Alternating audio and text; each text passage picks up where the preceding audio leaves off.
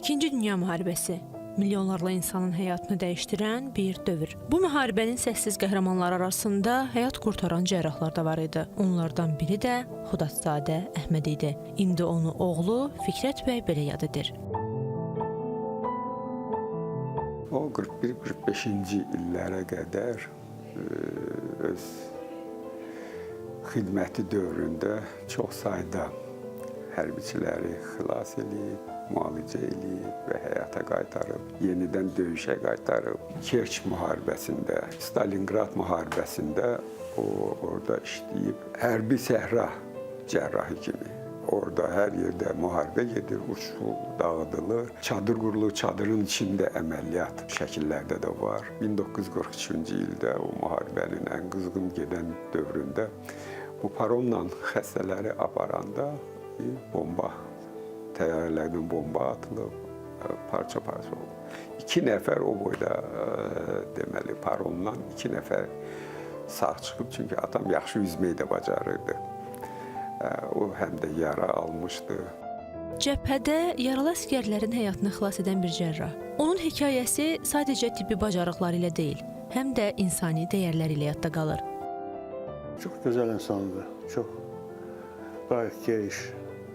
Uşaqlarına, xəstə gələrdi yanına, evdən gecə, gündüz fərq eləmədi ona.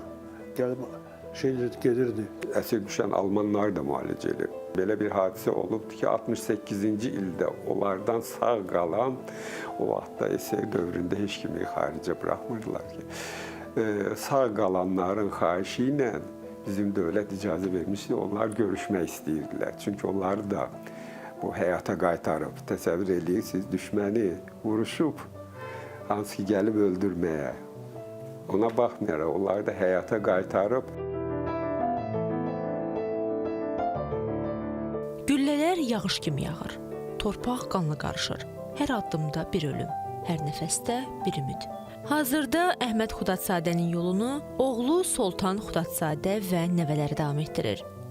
Mənim oğlum Moskvada görüşü olub bir nəfərlə. O təxminən bu da elə olub ki, gəlib orada belə bir muzey var.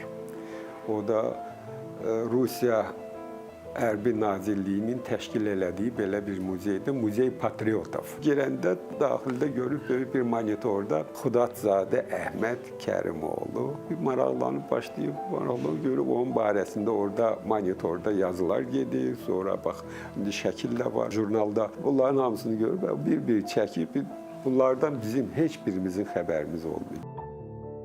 Bu sadəcə bir həkimin hekayəsi deyil. Bu insanlığın cəbhədə necə sağ qaldığının əsl tarixidir.